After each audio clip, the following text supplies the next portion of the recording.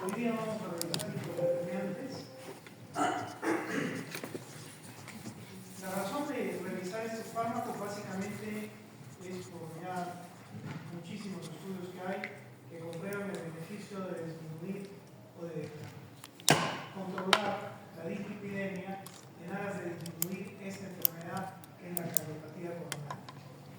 Claro que esto va de la mano también con el accidente cerebrovascular y la vasculopatía periférica. Todas ellas son entidades que obedecen a la aterosclerosis, la formación de los ateromas, la obstrucción de lo que hemos estado hablando antes, desencadena isquemias, infartos miocardios por accidentes de trombosis cerebral o de trombosis periférica, que al final significan un hueso de la mortalidad en la vida actual y bajo las condiciones en que estamos. Entonces hay una serie de estudios que demuestran el uso de los hipolipemiantes para corregir las dislipidemias y condicionar una prevención primaria y también una prevención secundaria. ¿Qué cosa es prevención primaria? Es evitar que venga el primer episodio, que venga el primer infarto. Y prevención secundaria es cuando ya vino el primer infarto, ya existe la cardiopatía coronaria o la enfermedad cerebrovascular, evitar que venga un segundo y disminuir la mortalidad. ¿Ya?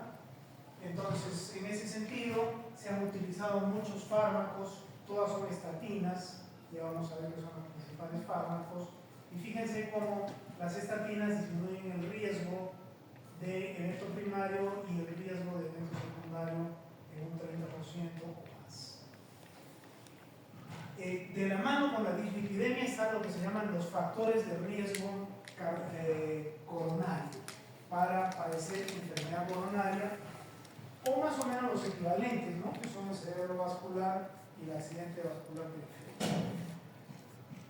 Estos son los factores de riesgo coronario, cual pueden ir cambiando durante el tiempo, pero más o menos todos apuntan hacia allá. La edad, ¿ya? En el varón y en la mujer, mayor de 45 o de 55. El antecedente de cardiopatía coronaria prematura en un familiar de primer grado, es decir, un padre, una madre, un hermano, a lo mucho un tío, ¿ya? Que en edades menores han presentado eventos coronarios. El consumir tabaco, el tabaco es un factor de riesgo terrible para todas las enfermedades actuales. Es el principal factor de riesgo en la trombosis venosa, es el principal factor de riesgo en el cáncer muchas veces, y aquí es uno de los principales factores de riesgo también. La hipertensión arterial no controlada, ¿no? Cifras no controladas, el HDL, que es la lipoproteína de alta densidad, que es la que nos protege del depósito de lípidos en los ateromas. El hecho de tener un HDL bajo es un factor de riesgo coronario para los varones menores de 40, para las mujeres menores de 50. Y la obesidad, expresada por el índice de masa corporal o por el perímetro de la cintura, etc., también es un factor de riesgo coronario. Entonces, dependiendo que tengas uno o más factores de riesgo coronario, el riesgo coronario, por supuesto, aumenta, y entonces el objetivo de controlar los lípidos también cambia como va. Esto más o menos son las cifras de lípidos que se manejan hoy en día. ¿Ya? El colesterol total menos de 200 es el deseable. ¿Ya? Antes era 240, pero ahora es 200. De 200 a 240 ya es un micro que alto, y más de 240 es alto, hablando de colesterol total. En el caso del HDL, ya lo vimos, menos de 40 es bajo en el hombre, menos de 50 es bajo en la mujer. Y las cifras de LDL, que son muy importantes, son como están distribuidas acá. Existe un LDL óptimo que es menos de 100. ¿Quién debe tener menos de 100? Todos aquellos que han tenido cardiopatía coronaria como un equivalente. La diabetes mellitus también es un equivalente de cardiopatía coronaria. Entonces, todo paciente diabético tiene que estar con un LDL menor de 100. ¿Quién debe tener un LDL de 100 a 129, o sea, menor de 130? Aquellos que tienen 2 o más factores de riesgo coronario. O sea, no han tenido cardiopatía coronaria, como es el anterior, pero tienen 2 o más factores de riesgo. Entonces ellos cifra por debajo de 130. ¿Quiénes deben tener 130 a 159? O sea, por debajo de 160. Aquellos que nunca han tenido cardiopatía coronaria y tienen apenas un factor de riesgo, se les exige que puedan tener hasta 159, o sea, menos de 160. Más de 160 ya definitivamente es alto para cualquier población. Y esta es la cifra de triglicéridos, que lo normal es menos de 150, y el riesgo es cuando los triglicéridos van aumentando exageradamente por encima de 400, porque existe un riesgo, además de todos los problemas que ya lo traen, un riesgo de pancreatitis cuando es muy alto. Entonces, esto es lo mismo expresado en otra forma. Cuando un paciente tiene dislipidemia, hay que darle quizás un plazo de 6 meses para hacer dieta, bajar de peso, controlar otros factores de riesgo y ver qué sucedió. Y luego tomar una cifra, una decisión basada en los factores de riesgo coronario en la cifra de. Si la persona no ha tenido cardiopatía coronaria, pero tiene un factor de riesgo, entonces debería tener un LDL menor de 160. Si tiene más, es candidato a terapia con hipolipemiantes, pero ya bueno, la decisión tendrá que fue tomada con su médico. Si no ha tenido cardiopatía coronaria, pero tiene 2 o más factores de riesgo, hay que exigir una cifra menor de 130. Si está más de 130, hay que ver si se da terapia. Y si ha tenido cardiopatía coronaria o diabetes o cualquier equivalente, hay que exigir un LDL menor de 100. Si está más de 100, hay que darle terapia. ¿Ya? Contra esa diabetes. Controlar la cifra de lípidos es muy importante porque los impactos que tiene en la enfermedad reumatosa es importante. Primero, va a disminuir el infiltrado lipídico del subendotelio. Y eso va a tener consecuencias también importantes porque esa lesión que está ahí en el subendotelio, como ya no le está entrando más colesterol, se estabiliza, como que se encapsula, ahí queda. No va a generar ruptura del endotelio, porque cuando se rompe el endotelio es cuando viene la trombosis y entonces viene lo que se llama la angina inestable y el infarto. Y eso es justamente lo que se quiere evitar. Entonces, por este sentido de todo lo que hemos conversado y revisado estas cifras, conocer la bioquímica de las lipoproteínas se hace importante. Entonces, ¿qué es una lipoproteína? Es una molécula muy grande, una estructura compleja que transporta los lípidos en la sangre. Y tiene 2 partes importantes: el núcleo, que tiene grasas esterificadas, es decir, tiene triglicéridos y tiene colesterol esterificado. Y alrededor de ese núcleo hay una capa externa que está compuesta por fosfolípidos, colesterol libre y las apoproteínas. Esas apoproteínas son muy importantes porque le dan estructura a la lipoproteína, le sirven de cofactor para relacionarse con sus puntos metabólicos y de ligando con sus puntos metabólicos, ¿no? Son las apoproteínas. Hay 3 tipos de apoproteínas, hay más, pero estos son los más importantes. La ApoB100 es la apoproteína que produce el hígado. Cuando el hígado fabrica las lipoproteínas, les otorga en su capa externa la ApoB100. Entonces, esa ApoB100 es el distintivo de las lipoproteínas que vienen del hígado, o sea, del PLDL, de la lipoproteína de muy baja densidad, y de lo que viene después de ella, porque por el metabolismo se va a convertir VLDL en IDL y luego viene de proteína de densidad intermedia y de proteína de densidad baja. La ApoB48 es el signo distintivo, es lo que produce el enterocito. Entonces es el signo distintivo de la lipoproteína que fabrica el enterocito con los lípidos que comemos, ¿ya? Y esa lipoproteína se llama kilomicrón y su distintivo, su sello por el enterocito es la ApoB48, ¿ya? Y el kilomicrón lleva las grasas del intestino, de lo que comemos, hacia el resto de la economía.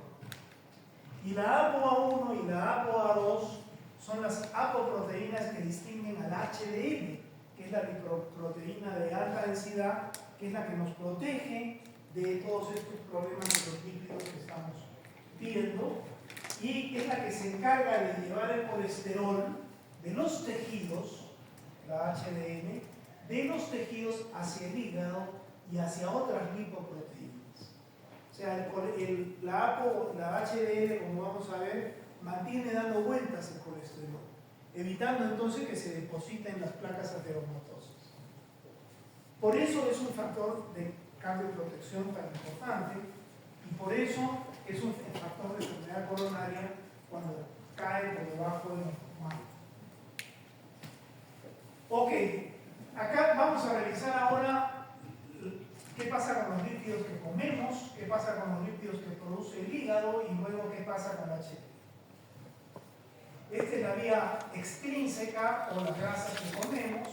El enterocito las empaqueta y las conforma en lo que se llama el kilomicrón naciente. El kilomicrón naciente tiene un núcleo de grasas esterificadas y tiene el signo distintivo del ApoB48. Este kilomicrón naciente va a la sangre e interactúa con HDL. ¿Y HDL qué cosa le da en esa interacción? Recibe de colesterol, otras cosas, pero HDL le da ApoE y ApoC2, ¿ya? Que son apoproteínas que va a ser muy importante para que el kilomicrón siga su vía metabólica. Y cuando HDL le da esta ApoE y ApoC2, se llama ya kilomicrón maduro y ya no kilomicrón naciente, o si quieren kilomicrón. El kilomicrón va a la microcirculación y encuentra esta enzima en la microcirculación de los tejidos, del tejido adiposo, del tejido muscular, del corazón, de todos los tejidos, que es la lipoproteína lipasa. La lipoproteína lipasa es experimentada sacando grasas de las lipoproteínas y llevándolas a los tejidos, pero necesita que la lipoproteína tenga ¿qué cosa? ApoC2. ¿Y de quién recibió ApoC2? De HDL. Y como ya tiene ApoC2, el kilomicrón maduro, le da sus triglicéridos, sus ácidos grasos a la economía, y entonces se convierte en una lipoproteína remanente, que se llama kilomicrón remanente, donde ya tiene mucho menos triglicéridos y sí está cargada de colesterol esterificado. Esta lipoproteína es aterogénica también, ¿ya? Eso no se sabía mucho, ya se sabe muy bien. Además es lógico porque está cargada de colesterol. Es parecida al LDL, que es la lipoproteína más aterógena, por supuesto. Este kilomicrón remanente va a interactuar con el hígado, ¿ya? Gracias a que tiene ApoE, porque allí hay una lipasa hepática que le sigue sacando triglicéridos. Entonces la vuelve más chiquita con más colesterol, sigue siendo ateromatosa, pero lo más interesante es que va a ser captada por el hígado. ¿Por qué molécula transportadora va a ser captada? Por el receptor de LDL. El receptor de LDL es la molécula que internaliza el LDL hacia el hígado y para ello le reconoce ApoB100 y en el caso del kilomicrón remanente le conoce ApoE. Porque el kilomicrón no tiene ApoE, que se le dio HDL acá. Y entonces, gracias a que la proteína, el receptor de LDL, reconoce ApoE, internaliza el kilomicrón remanente y ahí finaliza su cadena metabólica. Existe una proteína relacionada al receptor de LDL que ya no reconoce ApoB100, que es el de LDL, pero sí reconoce ApoE, entonces también la internaliza. Entonces, ya sea el receptor de LDL o la proteína relacionada, el kilomicrón remanente se va a ir internalizando al hígado y dándole su colesterol al hígado. ¿Quién ha hecho moverse en la economía a esta molécula? HDL ha hecho. Y se mueve por otro lado. Si no hubiera HDL, ya puede aumentar mucho el kilomicrón y irse en aterogéneo. Esto es la vía intrínseca, ¿ya? Es lo que hace el hígado y manda hacia la sangre. Entonces este es el hepatocito con colesterol y triglicéridos que recibe. El hepatocito fabrica esta lipoproteína que es VLDL. VLDL es igualita que el kilómetro, un montón de triglicéridos y colesterol esterificado en menos cantidad, pero ya la apoproteína cambia. La apoproteína que le pone el hígado es la ApoB100. Y así es el VLDL naciente. Se repite la misma historia. Interactúa con HDL, recibe ApoE y recibe ApoC2 y entonces se convierte en VLDL más VLDL. Así va en la microcirculación y gracias a que tiene ApoC2 entrega triglicéridos y se convierte en lipoproteína de densidad intermedia, IDL, que ya no tiene tanto triglicérido en comparación al colesterol esterificado. IDL mantiene ApoB100 y mantiene ApoC2, entonces puede seguir interactuando con lipoproteína lipasa y perder triglicéridos y cargarse más de solo colesterol. Y eso hace que se convierta en ¿qué? LDL. LDL es puro colesterol. Luego LDL se oxida, se hace más pequeña y esta es la molécula más heterogénica que existe. ¿Y cómo se convierte IDL en LDL? Porque interactúa con lipoproteína lipasa y también porque puede interactuar con la lipasa hepática, igualita que esta de acá, ¿ya? Que reconoce ApoE, porque IDL tiene ApoE. O sea, ya sea que interactúe con lipoproteína lipasa o con la lipasa hepática, sigue perdiendo triglicéridos y se transforma en LDL, que es la masa heterogénea. El hepatocito tiene estas moléculas transportadoras, el receptor de LDL para la proteína relacionada. El receptor de LDL reconoce ApoB100. Entonces le ve ApoB100 al LDL y lo mete al hígado. ¿Ya? Y también ve ApoE, entonces puede meter IDL por acá al hígado. Y la proteína relacionada reconoce ApoE. Entonces no puede internalizar LDL, pero sí IDL. Que de alguna manera es lo mismo, porque si el IDL se mete, ya no se va a convertir en... Esta es la vía. Por supuesto, el LDL no es mala por naturaleza, ¿no? Ella por naturaleza está destinada a llevar colesterol a los tejidos, pero cuando se incrementa y se oxida, se torna heterogénica porque hay un exceso, hay una dislipidemia. Si están cifras normales, no pasa nada. Menos de 100 es lo mejor de la vida, menos de 130, aquellos que tengan un factor de riesgo coronario, menos de 160, perdón, menos de 100 es lo mejor. ¿Quiénes tienen que tener menos de 100? Los que hayan tenido eventos coronarios. Menos de 130, los que no hayan tenido eventos coronarios, pero tengan 2 o más factores de riesgo. Y menos de 160, aquellos afortunados que no han tenido factor de evento coronario y apenas tienen un factor de riesgo. Y más de 160 ya siempre está. Muy bien, esto es HDL, que es la lipoproteína protectora. HDL nace de muchos sitios, del intestino, del hígado, de otras lipoproteínas. Nace como una molécula muy frágil, que es HDL naciente, que simplemente tiene fosfolípidos y ApoA1, es como una lipoproteína vacía, solamente tiene fosfolípidos y ApoA1. Pero ApoA1 es una molécula transportadora sumamente interesante porque ella capta colesterol de la microcirculación, del subendotelio, de otros lugares, capta colesterol y lo mete dentro de este disco inestable. Y al meterlo, este disco inestable ya deja de ser HDL naciente y se convierte en HDL, porque ya tiene colesterol dentro de ella. Ese colesterol que lo capta como colesterol libre de los tejidos. Y hay una enzima que se llama la lecitincolesterol acetiltransferasa que va a esterificar ese colesterol. Y entonces va a convertir HDL madura en HDL3. que es esta de acá, que entonces tiene colesterol esterificado acá adentro, tiene colesterol libre alrededor, tiene los fosfolípidos y tiene ApoA. Esta HDL3 sigue interactuando con los tejidos sacando colesterol libre y lo sigue esterificando con la LCAT. Entonces crece y se convierte en HDL2, que tiene más colesterol esterificado, que tiene colesterol libre y tiene sus apoproteínas con las que puede interactuar.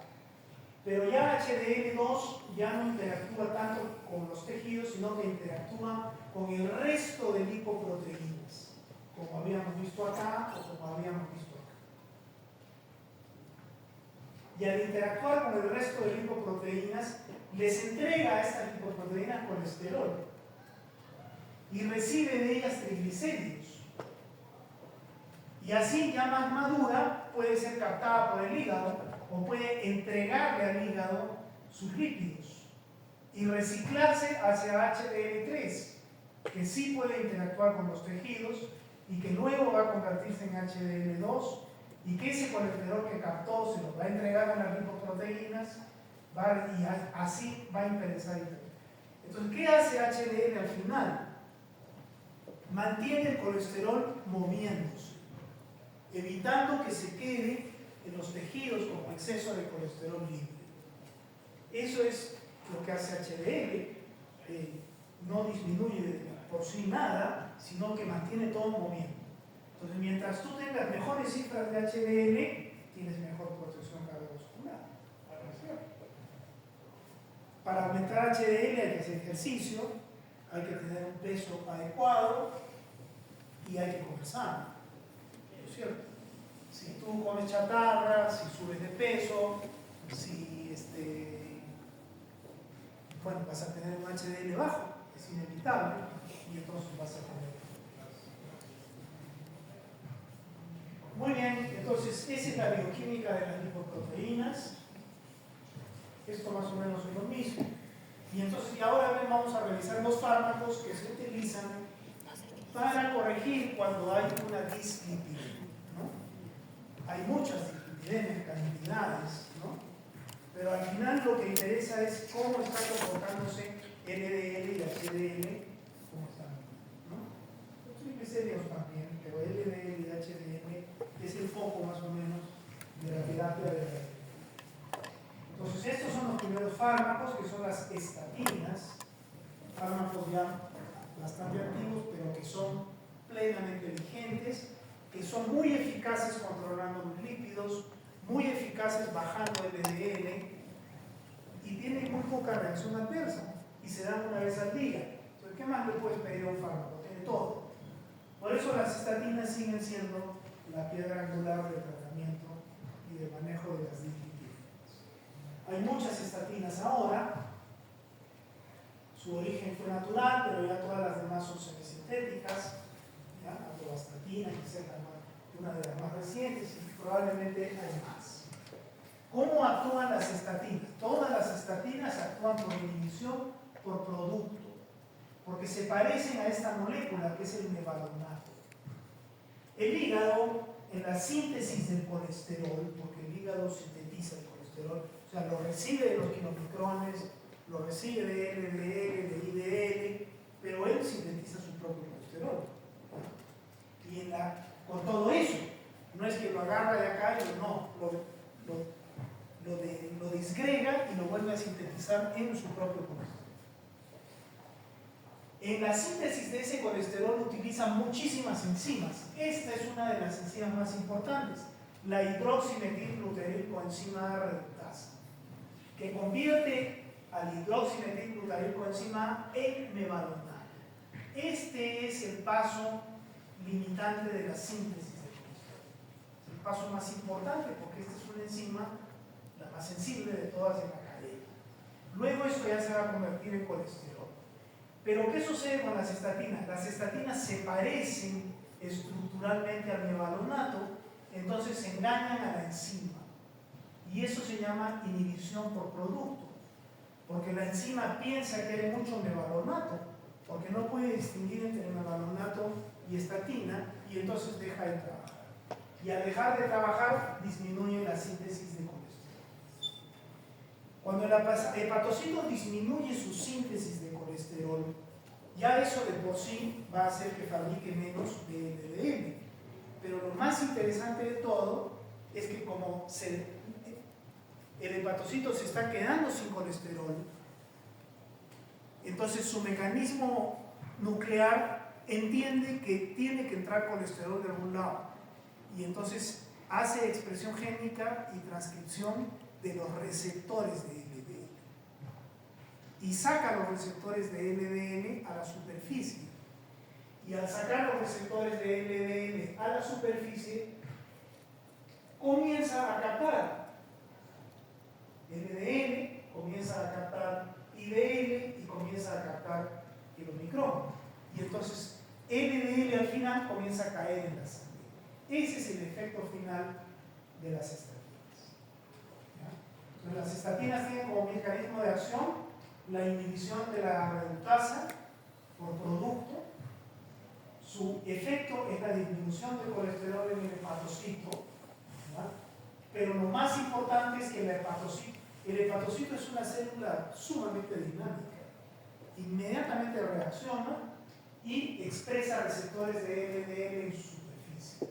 Y entonces comienza a captar lipoproteínas y comienza a disminuir finalmente el LDL, que es el efecto y objetivo principal de las estatinas. La disminución de colesterol, por supuesto, también va a impactar. Hay menos colesterol, produce menos LDL. Si el hígado produce menos LDL, al final va a haber menos LDL, que es el objetivo. Porque ¿quién es la aterógena? LDL. ¿No? Todo redunda hacia el mismo objetivo. ¿No? Las estatinas son drogas que son muy versátiles, tienen buena eficacia, disminuyen bastante LDL. Imagínense, la atorvastatina hasta el 50% puede disminuye los triglicéridos y aumenta HDL. O sea, todo lo que tú quieres, ella lo corrige.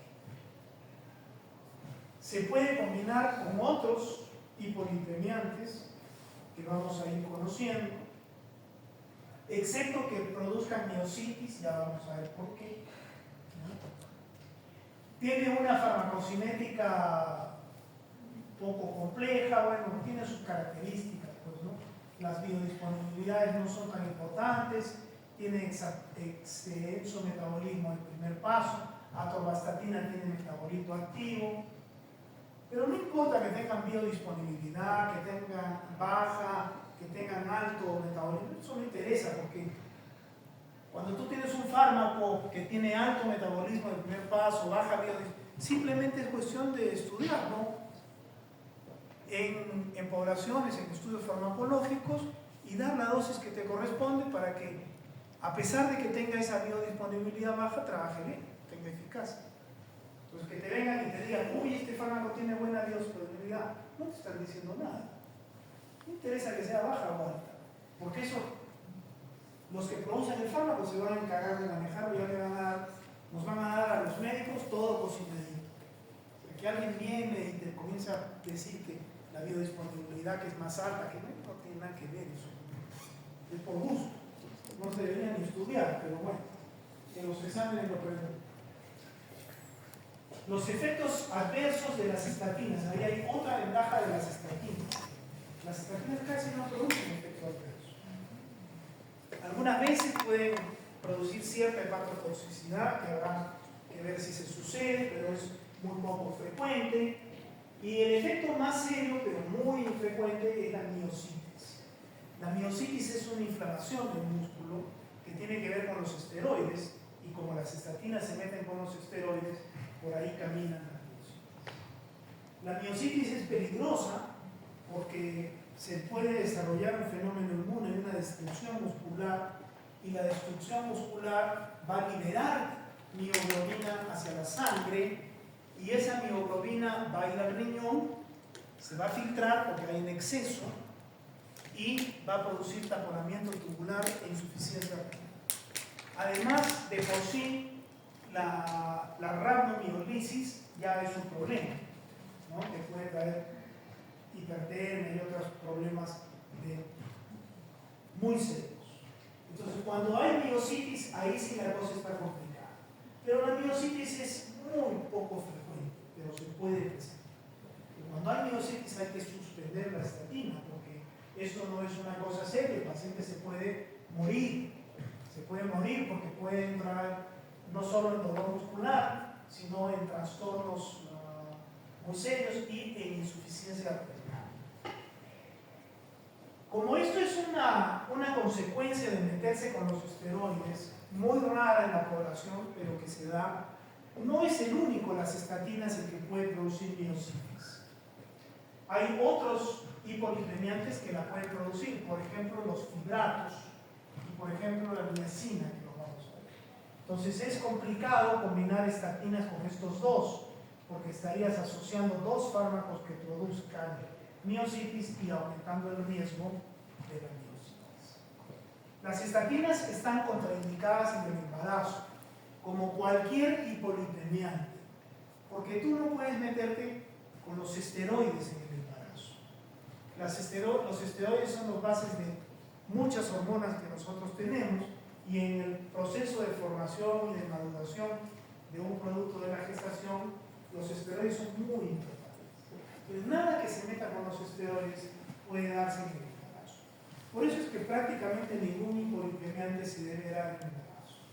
Hay algunas óbices ahí que ya veremos, pero la regla general es que no se debe dar, porque tú no sabes lo que pueda pasar al meterte con los esteroides en el embarazo. Entonces, de plano las estatinas sí están, por supuesto, contraindicadas. Entonces, ¿para qué se usan las estatinas? Para las lipidemias. ¿Cuáles son los objetivos? Los que hemos visto, ¿no? Menos de 100, menos de 130, etc. Eso es la gran parte de las dislipidemias, ¿no? Que son dislipidemias poligénicas, etc. Pero a veces hay trastornos de los lípidos genéticos, que ya es una cosa más seria. Igual el tratamiento al final es el mismo, pero ya son enfermedades muy específicas. No vamos a revisar cada una de ellas. Nosotros estamos entrando en las dislipidemias de forma general aquí, y simplemente para definir los fármacos hipolipémicos. Entonces, estos son los problemas de las estatinas, y la miositis es la más importante, y por supuesto en el embarazo. Esos son los principales fármacos que se usan para las dislipidemias. Hay otros, ¿ya? Hay, por ejemplo, las resinas de intercambio iónico o resinas de unión de ácidos biliares, que son la colesteramina, el colestipol. Estas sustancias entran al tubo digestivo y liberan cloro, que es un anión. Pero al liberar cloro, que liberan el anión, reclaman otro anión. ¿Y quién es ese anión? Las sales biliares. ¿Ya? Quedan ácidos biliares. El hígado produce los ácidos biliares y los manda por los conductos hepáticos al intestino, y para producir ácidos biliares los produce del colesterol, a partir del colesterol. Entonces, cuando tú tomas una resina, y ese ácido biliar que llega por los conductos biliares al intestino, cuando llega al ileum terminal, se vuelve a reabsorber y regresa al hígado. Eso se llama la circulación enterohepática. Entonces el hígado tiene un pool de ácido biliar, que es la suma de lo que produce más o menos, pero sobre todo de lo que le entra por la circulación portal bajo circulación enterohepática. Entonces, ¿qué hacen las resinas? Las resinas llegan al intestino, liberan cloro y agarran el ácido biliar, y con el ácido biliar se van hasta las heces. Entonces ya no hay circulación enterohepática. Entonces el hígado, ¿qué tiene que hacer? Muchas me falta. Tiene que agarrar colesterol y destinarlo a sintetizar nuevo ácido biliar.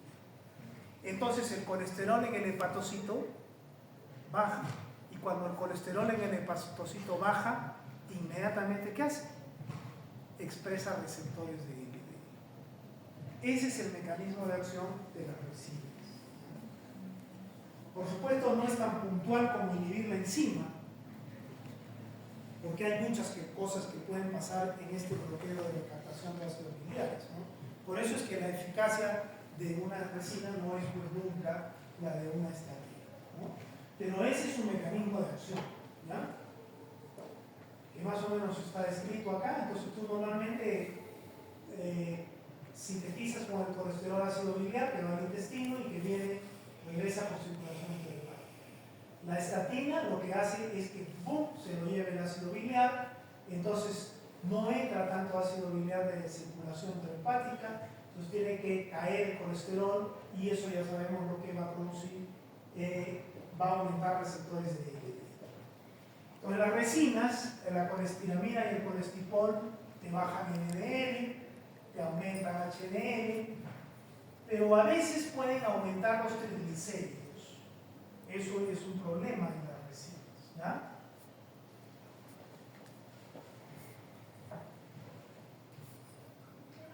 ¿Cuáles son las reacciones adversas de las resinas? Las resinas son fármacos que no se absorben, ¿ya? No se absorben, simplemente quedan el ácido biliar y se van con las heces. Pero pueden producir entonces trastornos de la digestión, flatulencia, constipación. Como quedan los ácidos biliares, disminuyen la absorción de vitaminas liposolubles, A, D, K y de ácido fólico. Y así como quedan ácidos biliares, también puede atrapar drogas, como la tirosina, la warfarina, y trastornar su efecto. Y además libera cloro, entonces puede producir hipercloridemia. Cuando hay triglicéridos muy altos, las resinas no se deben usar, porque acuérdense que a veces aumentan los triglicéridos. Entonces, ¿para qué se usarán las resinas? Como un apoyo a las estatinas, ¿ya? Cuando no funciona. Se puede dar resinas en el embarazo. Alguien diría, como no se absorben, no pasa nada, pero trastornas el comportamiento hormonal de la madre porque le estás perturbando su dinámica de colesterol hepático. Y entonces eso puede tener repercusiones en el embarazo. Entonces, idealmente no se debe dar tampoco en el embarazo, ¿ya?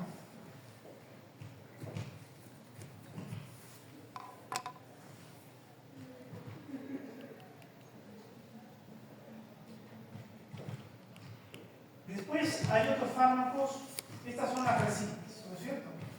Las resinas bajan LDL, pero a veces pueden aumentar triglicéridos. Acuérdense. Estos son los fibratos. El primer fibrato que existió fue el genfibrosil, y luego vino el fenofibrato y quizás otros más. Mecanismo de acción no bien conocido, pero actúan a través de un receptor del proliferador de peroxisomas, que es un regulador en el núcleo, que es un regulador génico del metabolismo. Este receptor es estimulado también por ácidos grasos insaturados, como el aceite de oliva, por ejemplo, porque es un receptor bueno, es un receptor del núcleo y hace que el núcleo tenga un comportamiento que mande genes que son buenos para nuestro metabolismo. Corrigen la glucosa, corrigen los lípidos. Ese es el receptor que es manipulado por los fibratos para corregir las dislipidemias. Y también se manipula en algunos antidiabéticos actuales, por la misma razón. La especialidad de los fibratos es disminuir los triglicéridos, porque aumentan la síntesis de lipoproteína lipasa y otras cosas. Pero también pueden aumentar HDL y pueden a veces aumentar un poco el LDL, por eso es peligroso. El genfibrosil es el que más puede hacer esto, el fenofibrato se dice que no. ¿Ya? Entonces, ya no son fármacos ideales, ¿se dan cuenta? La estatina baja todo y corrige HDL. Las resinas bajan el LDL, pero pueden aumentar triglicéridos. Los fibratos bajan muy bien los triglicéridos, pero pueden aumentar el LDL y ya no son ideales, ya no se van a comparar con una estatina. Este es un mecanismo de acción que aumenta la actividad de la lipoproteína lipasa, entonces con eso degrada los triglicéridos y por eso baja triglicéridos en sangre. Lo más importante de ellos es bajar triglicéridos hasta el 50%, pero pueden aumentar HDL, pueden disminuir el LDL, ¿verdad? Pero a veces lo pueden aumentar, ¿no? Entonces, el que más seguridad te da en eso es el fenofibrato. En cambio, el anterior, el gemfibrozil, sí puede aumentar a veces el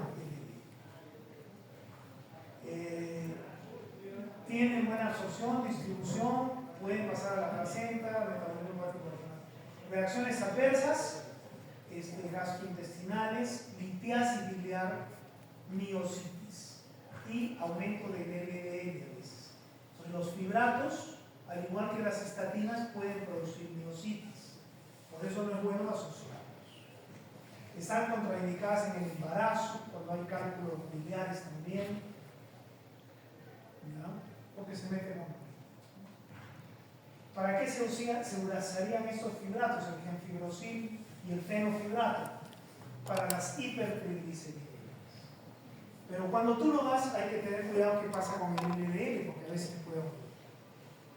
Entonces, muchas escuelas dicen, así sea el problema LDL, o sea, triglicéridos, igual se debe manejar con estatina. Porque la estatina te baja el LDL y te baja los triglicéridos. ¿Para qué te complicas con los fibratos?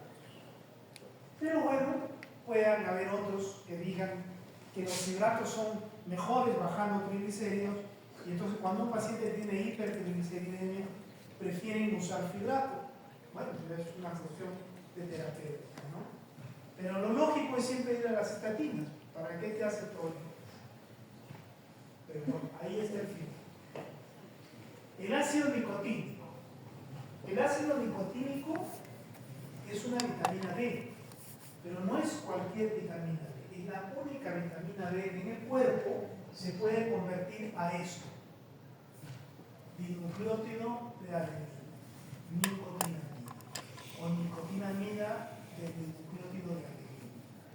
Es el ácido nicotínico en altas dosis, 1 gramo, es el único que aumenta esto, NADP, que es una molécula reductora, ¿no? Y ese aumento de la NADP le da a la niacina, y solo a la niacina, no al resto de vitamina B, la capacidad de regular los lípidos. Aumenta HDL, baja triglicéridos, baja LDL, todo esto es bueno. Entonces la niacina también es buena. El problema es que en las dosis de 1 gramo al día se hace tóxica, es muy tóxica. ¿Ya? Es muy tóxica. Entonces, hay hepatotoxicidad, miositis, trastornos de la glucosa, disminución de la expresión del ácido úrico. Además de otras reacciones adversas como el rubor, o sea que se pone roja la cara, que es lo que más hace abandonar la niacina, porque es muy molesto andar así. Pero eso no produce daño, pero estas otras reacciones sí. Entonces, la niacina será muy versátil, pero esta dosis es muy tóxica. Y si tú quieres tener efecto en los lípidos, lo único que te queda es dar esta dosis. Entonces lo único que te queda es enfrentar reacciones adversas potenciales. Por eso es que no se usa mucho, ¿no? Y está contraindicada en la diabetes, en la hiperuricemia, en el embarazo, en la enfermedad celíaca.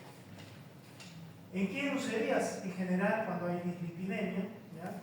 Pero hay que tener cuidado de la hepatotoxicidad y de las otras cosas, y de la miositis, porque la niacina también produce miositis. Entonces, las estatinas, los fibratos y la niacina pueden producir miositis. La que menos miositis produce son las estatinas. Ok, entonces eso es un terreno, es el terreno clásico hasta acá, hasta que aparece este fármaco que es el ezetimibe. El ezetimibe cambió un poco las cosas. De ninguna manera se va a comparar con una estatina, pero sí es un camino interesante porque este es un fármaco, ya no se mete con las cadenas metabólicas, es un fármaco que disminuye la captación de colesterol en el enterocito. Así de simple e importante, ¿no es cierto? Entonces, ahí hay una proteína transportadora que transporta el colesterol que comemos hacia el enterocito. Esa proteína es inhibida por el ezetimibe. Entonces, cuando tú tomas ezetimibe, el colesterol ya no entra al hepatocito. Entonces, el hepatocito le manda menos colesterol al hígado. Y entonces, ¿qué pasa en el hepatocito? Disminuye el colesterol. Y cuando disminuye el colesterol, ¿qué hace el hepatocito? Pone receptores de LDL. Y entonces comienza a bajar todo lo que ya hemos hablado. Ese es el mecanismo de acción. Ahora, cuando entró ezetimibe al tallar, ¿qué viene? Que ezetimibe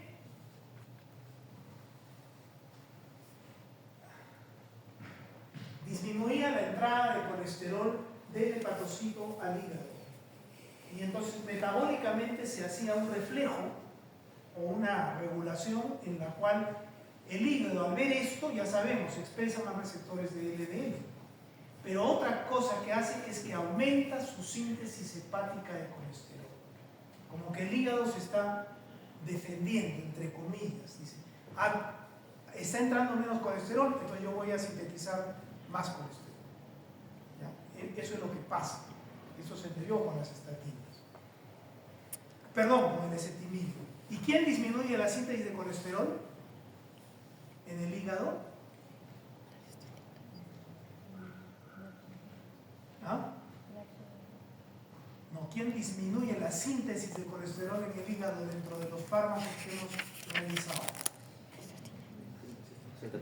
Las estatinas. Entonces, el ezetimibe disminuye la entrada de colesterol del enterocito, o sea, la producción de colesterol, porque disminuye su absorción, y entonces manda menos colesterol al hígado. Ese es su mecanismo de acción. El hepatocito reacciona poniendo más receptores de LDL, entonces baja LDL en la sangre. Pero también reacciona sintetizando más colesterol. ¿Quién bloquea la síntesis de colesterol en el hígado? Las estatinas. Entonces, ¿tienen buena combinación? Una estatina con un ezetimibe. Claro. Y entonces se vio que cuando tú das estatinas, nuestra biología reacciona absorbiendo más colesterol. La estatina frena la síntesis de colesterol en el hígado, ¿no es cierto? Entonces, porque bloquea la reductasa, ¿se acuerdan? Entonces el hepatocito se queda sin colesterol. Entonces, ¿qué hace? ¿Aumenta qué receptores? LDL. Pero otra cosa que hace la biología es aumentar la absorción de colesterol, con lo que se defiende. ¿Quién bloquea la absorción de colesterol? Entonces, ezetimibe y estatinas tienen una muy buena sinergia. ¿Ya? Eso es lo que está escrito acá en 10 letras. Por eso, hay tabletas que combinan ya estatina con ezetimibe. Una estatina como esta con ezetimibe. La estatina se absorbe en el intestino, porque entra al enterocito, bloquea la enzima captadora en el yeyuno de colesterol, pero luego se va al hígado. El hígado la metaboliza, la glucuroniza y la vuelve a botar a la bilis. Tiene excreción hepática. Pero el ezetimibe se vuelve a absorber en el ilio terminal, o sea, tiene circulación enterohepática. Entonces es un fármaco bien versado. ¿Ya? Las resinas de cambio aniónico pueden atrapar el ezetimibe y por eso no se pueden combinar con resinas. ¿Ya? Reacciones adversas del ezetimibe prácticamente no tienen. ¿Ya? Alergias. Y el embarazo siempre es una contraindicación porque no te puedes meter con el colesterol en el embarazo, ¿no? Y las estatinas trastornan la absorción del colesterol, perdón, el ezetimibe disminuye la absorción del colesterol. Entonces, aparentemente es inocua, pero no se debe dar tampoco en el embarazo, como ninguno de los fármacos que hemos revisado. ¿Cómo se usará el ezetimibe? Se usa una sola vez al día, encima también tiene posología sencilla y conversa muy bien con las estatinas porque lo que hemos analizado. Nunca se debe dar con resinas, por lo que hemos dicho, que la resina lo va a quelar, lo va a atrapar al desequilibrio.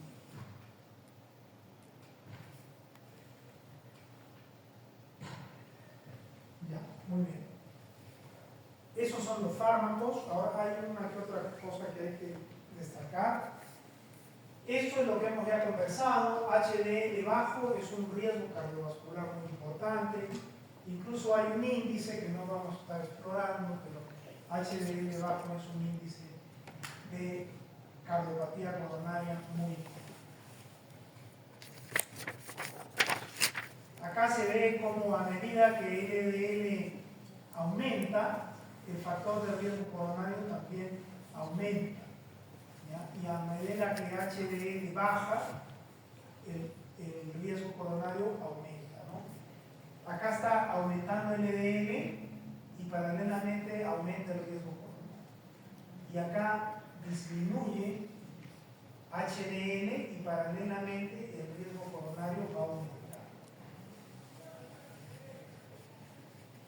Entonces no es bueno tener LDL alto ni tampoco tener HDL bajo.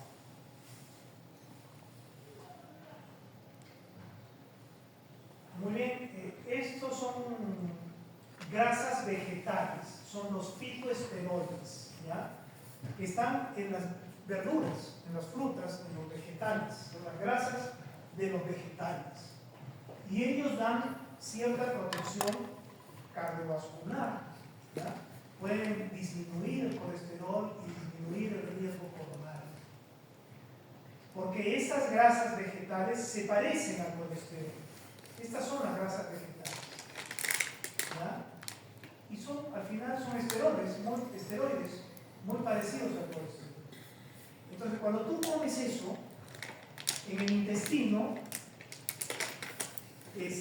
estas grasas vegetales, para absorber las grasas, acuérdense de bioquímica, se tienen que formar unas micelas, ¿no? Que son absorbidas. Esas micelas tienen triglicéridos, tienen colesterol, etc. Cuando tú comes grasa vegetal, estas grasas vegetales, estos esteroides, fitoesteroles, el fitoesterol se mete en la micela y lo bota al colesterol. Entonces te disminuye la absorción del colesterol. Ese es el beneficio, es uno de los muchos beneficios de comer vegetales, ¿no? Acá hay mucha letra, pero eso es lo que interesa, ¿ya? Que el fitoesteroide va a desplazar de la micela al colesterol.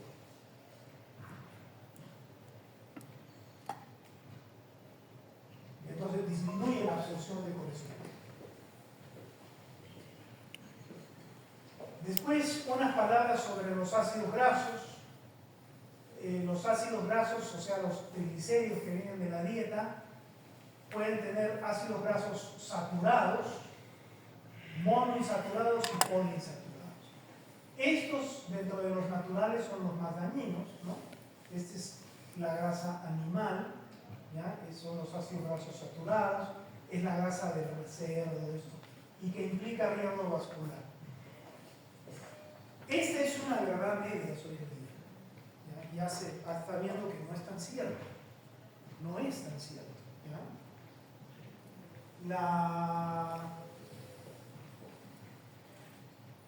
El exceso, todo exceso es malo. ¿Ya? Pero ya que cada día más se entiende que esto que está acá es mentira. Que las grasas animales son malas. Es mentira. ¿Ya? Y simplemente basta una prueba, la dieta mediterránea. La gente que vive en el Mediterráneo, ¿no es cierto? En Barcelona, en Italia, en Grecia, en todos esos lugares, consume muchísima grasa animal, come mucho embutido. No tiene falta. ¿Ya? Entonces, a veces hay verdades que se manipulan en la sociedad.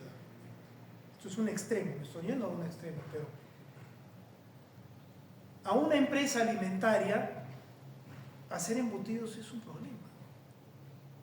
Es caro, va a tener que cobrar más, va a ganar menos, se le malogran los productos.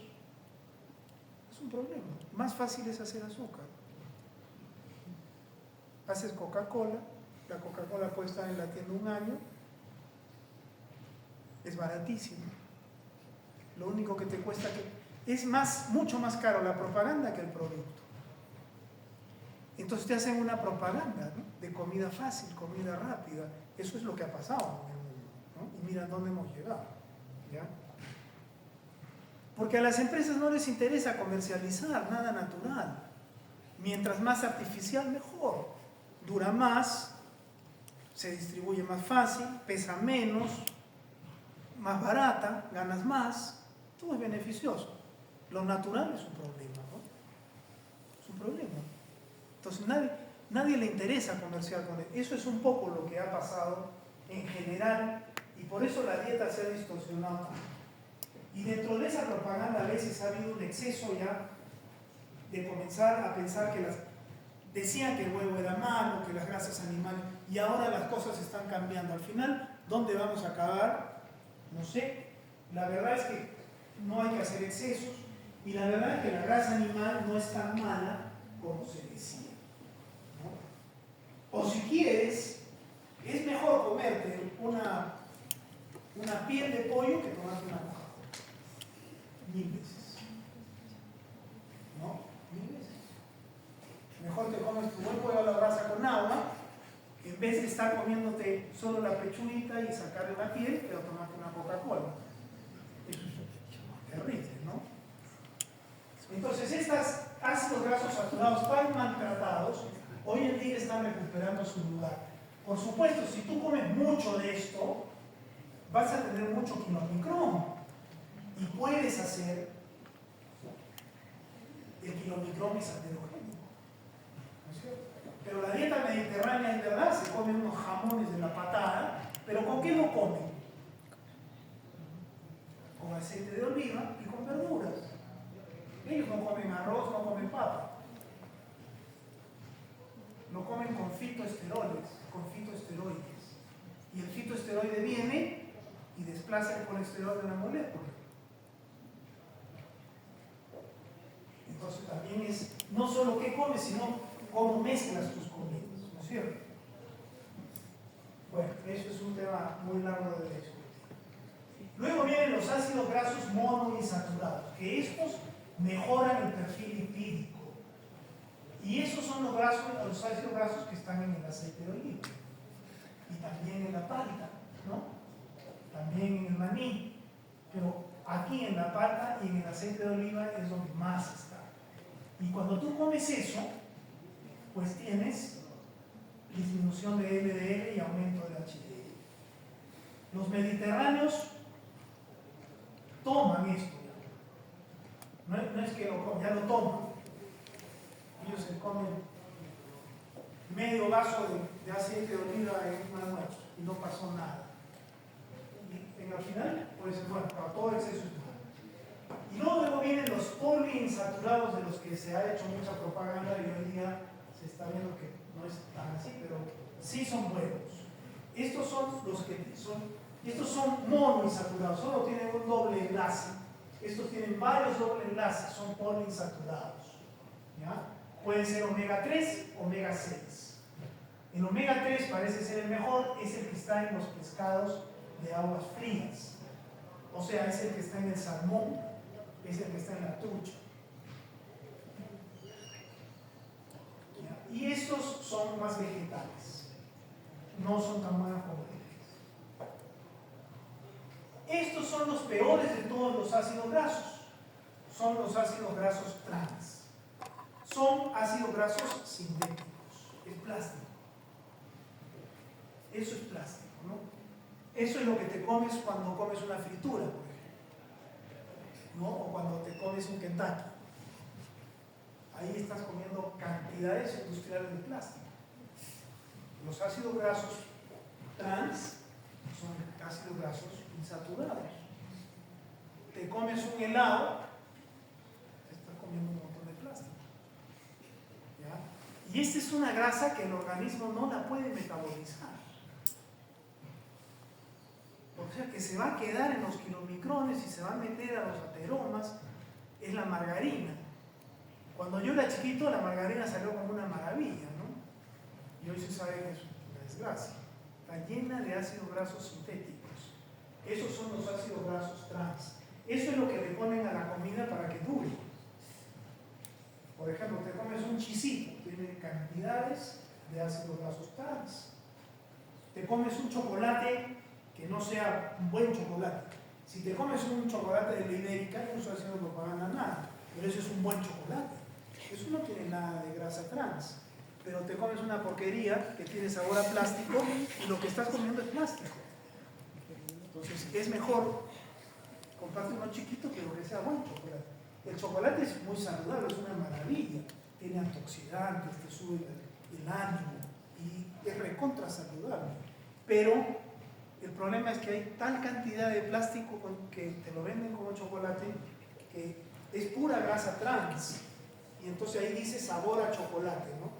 Sabor chiquitito y grandazo te pone chocolate. Sabor a chocolate. ¿Tú crees que uno cree que está comiendo chocolate y en realidad está comiendo esto? Entonces, esos son los ABCD que son los más malos de todos, ¿no? Estos son los omega 3 que vienen en los pescados. Y a quien no le gusta comer pescado puede tomar omega 3 en cápsulas. Hay cápsulas de omega 3. Puede ser también saludable, ¿no? ¿Por qué no? Siempre y cuando no tengas exceso, ¿ya? Y combines bien las cosas en la dieta, ¿ya? Los esquimales, por ejemplo, no tienen mucho infarto y tienen muchísimo omega 3, pero tienen otros problemas de salud.